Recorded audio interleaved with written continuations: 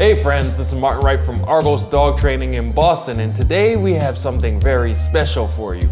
I will be looking at a dog, one of the strongest pulling dogs that I've worked with in a long time. His name is Boone, and we'll be looking at him from day one when he first came in and how he was handling me on the leash until day 10 when we work some things out and you see how he's responding to me while he's on the leash in day 10. So here we go. Okay, so this is Boone, and this is our very first walk. We just left the yard here, and let's see what he's about. Let's go, buddy. All right, he really wants to sniff that spot. He's resisting moving on. Good, let's go. Good, good, nose on the ground. Let's go, buddy. Pulling pretty good. He's a pretty strong puller. Let's go, let's go. Hey, Boone. Hi, Boone. He kind of looked at me to see what the weight looked like on the end of the leash, but he is not engaging. His body language looks pretty good. He might be a little lowered, but some of that might be due to the sniffing. Let's go. Good. Not really looking at me and zigzagging back and forth. So that's what I'm seeing. Boone, Boone, hi. Let's see how he does with food. Boone, hey, hey, hi. He took the food, but this is not normal for him. He took the food and left the rest in my hand. Yeah. Seems to want to pull towards the right side more. Once again, looks at the weight, looks at me to see what he's pulling against, but really, he's not engaged at all, and that is the problem. Hey, hey, yeah. This is not bad with the leash super long, actually. It's probably easier than if it's shorter. I'm gonna try it and make it a little shorter. Let's go, buddy. Whoa, he wants to go to the right. There he is. Yeah, now I have to be careful because he can trip me with his hips. But yeah, that's heavy. Oh, that's heavy. All right, so I have an idea as to how he is. There are no dogs out here right now. He lowers into his pulling. That's how a sled dog looks when they're starting the sled before they have momentum on their side. All right, he like really pulls into it. So this is where we start. Good boy. This is where we start. I'm gonna walk with him for about 45 minutes to tire him out a bit, and let him pull me around a little. Probably tomorrow we will start with training. He's gonna get another walk today, so he's gonna get 2 opportunities to pull me around, but tomorrow morning we're changing this. Right? It's too uncomfortable. So that's where we're at. There'll be more to come today. Let's go, buddy. All right, take it easy. All right, guys, so that is Boone. And Boone is a very strong dog. He's a very handsome boy. Now, to tell you the truth here, right? I am not like a weak person. I'm a pretty strong person myself. I keep myself in shape. I do a lot. And I'm not playing around on this video. I've watched videos from other trainers where they have a dog that's pulling and they're like, whoa, and they're doing all that. That's not the goal of what I'm doing here. I'm not trying to exaggerate it or anything. This dog just pulls hard. And you could see it in the video. There's a couple things that we'll show you. One is that there's a point where I shortened the leash in that video, and you could see him actually drop down and really dig in onto that pulling. That's one thing that will let you know that the dog is really a hard puller. Another thing that will let you know that the dog is a really hard puller is that I switch back and forth with the leash. That's because my arms are getting tired, because this little bitty mix, boxer mix, lab mix, depending on if the insurance company that is governing him is watching, that little dog is a strong dog, all right? And he's pulling very hard. So we're gonna see what we do in order to be able to solve this problem. All right, so lesson number 1 is that he could make tension, and there's something he could do to relieve it. We're on to lesson number 2 now, which is that I could make tension because I'm just turning, going the other way, and there's something he could do to remove it. He could come and walk with me. Hey. Yes, good boy. He could come and walk with me. Yes. Good boy. Excellent. Yes. Good boy. All right, we're gonna really jump into lesson number 2, which is that I can make tension and there's something he could do to relieve it. What I'm gonna do is I'm going to make light tension upwards and hold it. Not heavy, just light. I'm just gonna hold that for a minute and let him kind of figure it out. He does not know what I want him to do. He might not even really have a full understanding that there is something that he can do, right, to make that tension go away. It's not very heavy at all. There. And he gets food for that. Good boy. So I hope you're able to see I'm lifting the tension straight up. I hold straight up. Nice and steady. I'm not going on and off. I'm just waiting nice and steady, even. It's not a lot of tension. If I use a lot of tension, I get a faster result a lot of the time, but I like to not worry about the fast result, especially in the beginning, right? We have a little bit of moving. He's uncertain what he can do. So we have a little bit moving back and forth. This is the first time. So he's learning, waiting, still waiting. Just being patient. Sometimes I do things to help. And I might in a second do something that's gonna help him know that he could turn off tension.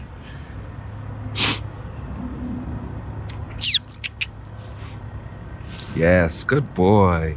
So there, I just called for his attention, made my kissing noise, and he turned off the tension himself, right? Here we go again, tension's up. I hold it. Do you feel it?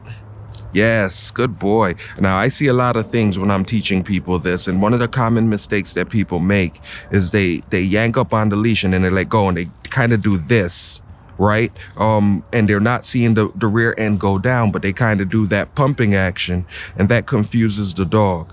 We got to be clear and then release. All right, so that's our lesson right now. That is the foundation of everything. Everything changes from this point forward, right? So, yeah, that's the foundation. He doesn't know anything anymore. He does not know how to walk on the leash. He doesn't know anything at this point. He knew how to walk on the leash, and it was to pull.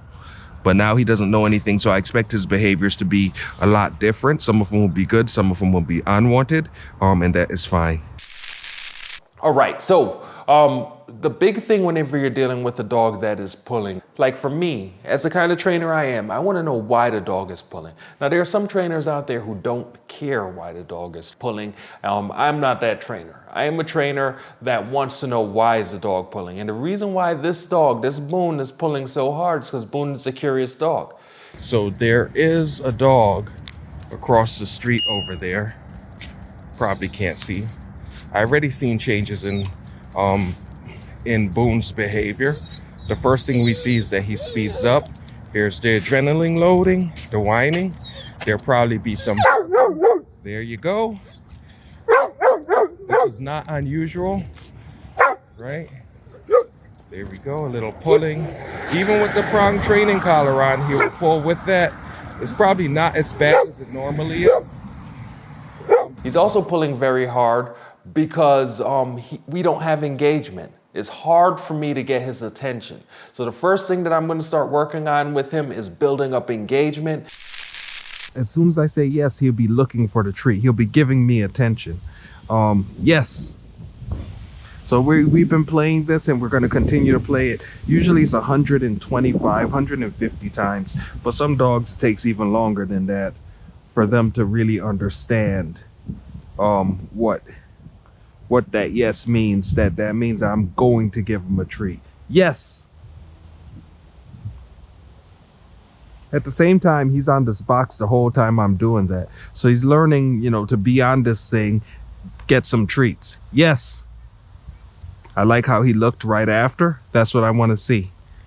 I'm gonna make that real strong. It's a basic thing, but it's a way that we could call for engagement at any time, right? And then as we start to put into structure, where do I give treats? He's gonna hover around that area where I give him treats once I say yes. Yes. So if I keep giving treats here, good boy, yes. He's gonna start to hover around where the treats come out. Good boy, yes. Here you go. Good. Yes. He's getting in front of me. He doesn't understand yet where the treat's gonna be, but he will. Yes. The second thing that I'm gonna start working on is giving him other ways to satisfy his curiosity. Of course, I believe in teaching the dog the concept of no, and I use training tools as well. So the training tools and teaching the dog the concept of no, that's gonna go a long way in being able to stop this problem. So build engagement, that's number one. Give the dog things that they can be interested in. Usually building engagement is gonna do 1 and 2. Adding the tools and using them correctly, that's gonna be number 3. And then from there, just enjoying working with him and just enjoying the dog. And then he's gonna enjoy me more. It's gonna be easier for us to communicate and interact with each other. So those are the things that we're gonna be doing as I work with Boone. Okay. So I got young Boone with me. Good boy, Boone. And we're going to be practicing some communication training. He was just outside in the yard. We played around a bit. It was pretty fun. Just cold day. Good boy. Excellent. Why is it important that we practice these things every day? One reason is because every time we practice something like this with a dog, it becomes easier for them to do it. Whether we practice inside or outside, every time we practice it, the neurological pathways that lead to these behaviors, paying attention and things like that, they get wider and wider, and it becomes easier and easier for the dog to do it. So when I get outside and there's big distractions, our dog is able to follow along a lot easier. That's why we should practice, even if it's like 5 minutes. Once we get the language down, even 5 minutes of practice is going to go a long way. Good boy. Good job. Their neurological pathways become wider. It becomes easier for them to do things. But we are a lot like dogs, and our neurological pathways become wider, and it becomes easier for us to do things. When we're working with Boone here, our goal is to stop him from pulling.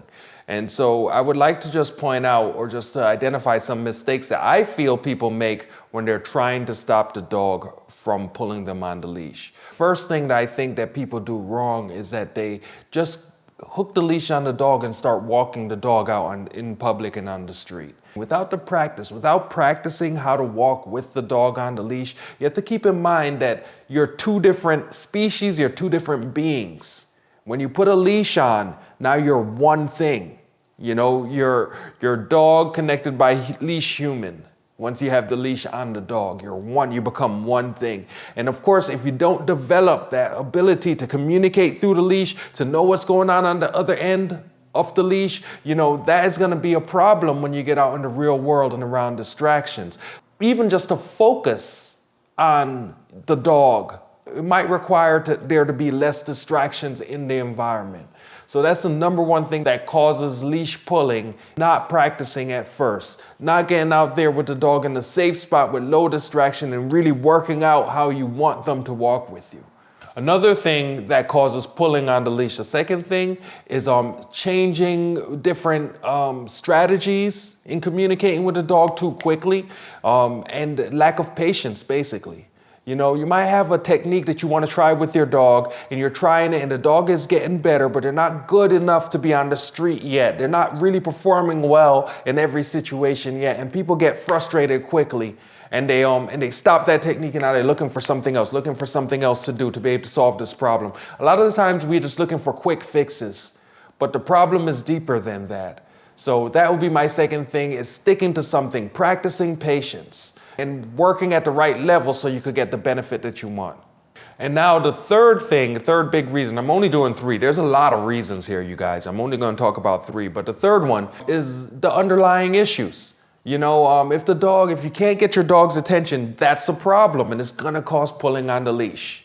Right? Dogs are natural seekers. They're naturally going to be, and they move at a different speed than we do. You know, so as soon as they get in their mind to be sniffing, to be seeking on the ground, they're going to move at their rate of speed, which is like 3 or 4 times as fast as us. Of course, the leash is 6 feet long, and the dog is going 3 times as fast as me. We have a 6-foot leash. Yes, there's going to be tension on the leash, automatic. But other underlying issues is like fear.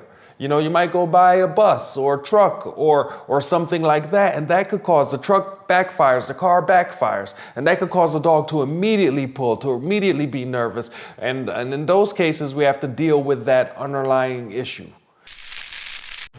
Okay, so we just started our walk, and I am noticing some things. Now that I slowed him down a bit and he's not pulling as much, I've noticed some things with him and the big vehicles like buses. There's a bus down the street down there, and let's see if he does it.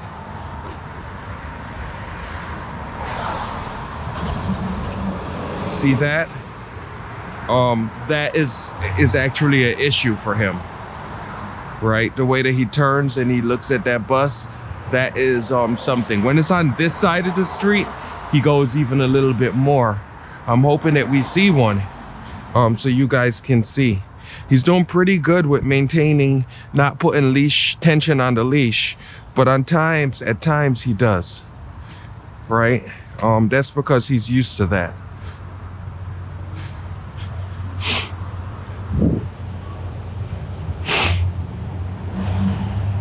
Good.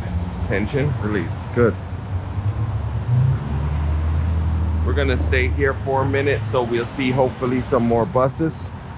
And then you guys will be able to see a little bit as to how he behaves when he sees buses. I think trucks too. I think it's diesel engines, loud engines. Here's a yellow truck coming right here. Watching him. See that? That's the issue. Right? That is not, my friends, that is not a really quick fix.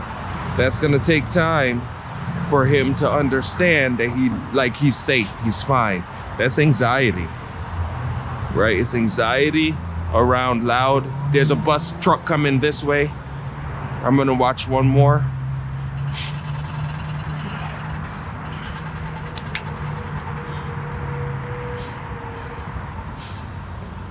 There are people walking around. I'm keeping tension off the leash because I agree with his behavior.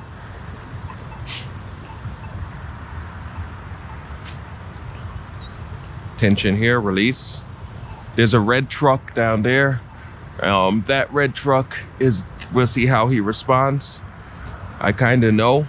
We should, at this point, kind of know what's gonna happen. They're moving. So we'll see what happens here. Here comes the truck. See, that's what he does. And it's because of the truck, right? So that's gonna take some work. And it is anxiety, it's an emotional issue. It is not something that you could just correct and be done with. It's gonna take patience and time for him to realize it's not a big deal. I didn't just put the collar on and start walking him on the sidewalk. I started by doing a quick training session before this where I was working with him and teaching him how I use the collar. I was teaching him the concept of tension, leash tension, and active release. When I make tension on the leash of a collar, it is intentional. And when I make that tension, it is to let the dog know that I'm in disagreement with how the dog is behaving at that moment. When I release tension from the leash, that is also intentional. And it is to tell the dog that at that moment, we are in line. We're working together well. So before I put the collar on the dog and take him to the sidewalk, I always practice that first. So we're about to jump to another clip here, the clip of the last day that Boone is with me. Now, Boone stayed with me for 10 days, and it was broken up. So it was 1 week, Monday through Friday. He went home for the weekend, and he came another week, Monday through Friday. And he stayed with me for that time. During those 10 days, we stopped the pulling. Now, I know many of you are watching this video and thinking, how can I stop my dog from pulling? First thing I want to tell you is that there's no magic wand. Right? So there's no one thing that you could just wave over the dog and the dog no longer pulls. It takes some work. It doesn't necessarily take a lot of work. Like Boone, although he was pulling very hard in the beginning, he was very easy for me to build engagement with him and for me to teach him certain games that I'm using at all times. One of those games is the one-step game. One of those games is the yes game. I know that you want to get into more detail about these games, but I'm creating a video, as you'll see in here, where I use Boone actually, and I'm creating videos where I show and I explain exactly how to do these things. We got our lights set up, about to do our recording session here with Boone, and he's gonna demonstrate, right Boone, how you can do all your commands. And what we should do when the dog does their commands, and what we should do if they miss something and don't get it right. That's what Boone's here for.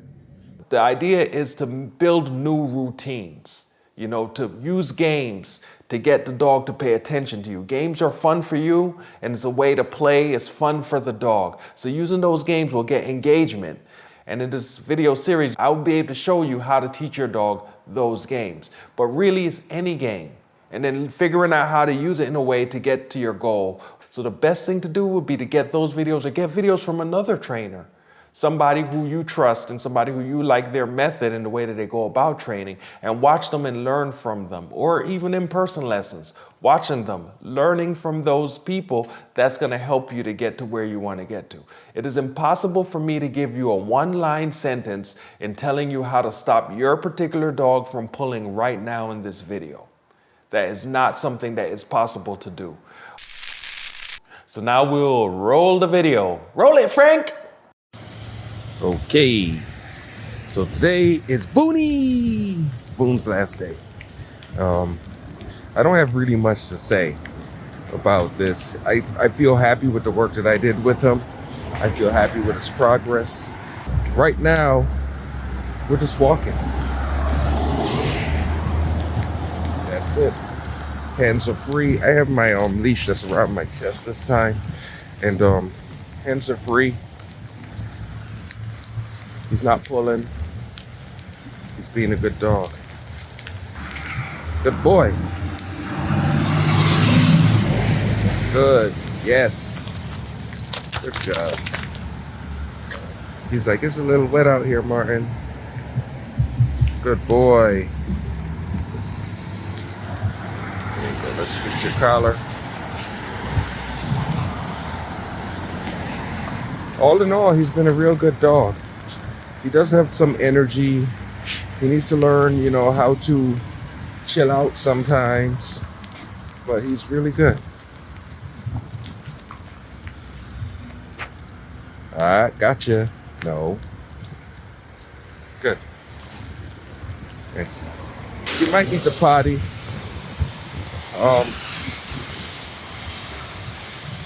Good boy. I'm gonna give him a little bit more space here. When I let him potty, what I do is I extend my arm out kind of like that. You know, if I want him to sniff, I extend myself out so my body language changes, right? That lets him know that he could go explore the space and figure out, you know, where he needs to go. It looked like he might go here. Yeah, so I was saying he's going to be helping me to record some videos that I'm going to use for my clients, some little short clips of how to do every exercise, how to reinforce everything. And yeah, he's a good dog for that. He goes home today, day 10. 10 days is not that long in the life of a dog. And I would not claim to be able to train a dog, you know, so that way they always that way they develop habits. I would not claim that I could help a dog develop habits in 10 days. It's just the beginning. It's just enough time to teach them the language, you know, and get them used to doing it. It is not enough time to change your dog. Another thing is, if I have a dog that, he's looking at these things. He's a little nervous about those. If I have a dog that, hey, pay attention, good, that jumps on people when they come to the house, this 10-day program will not stop that jumping on people, right?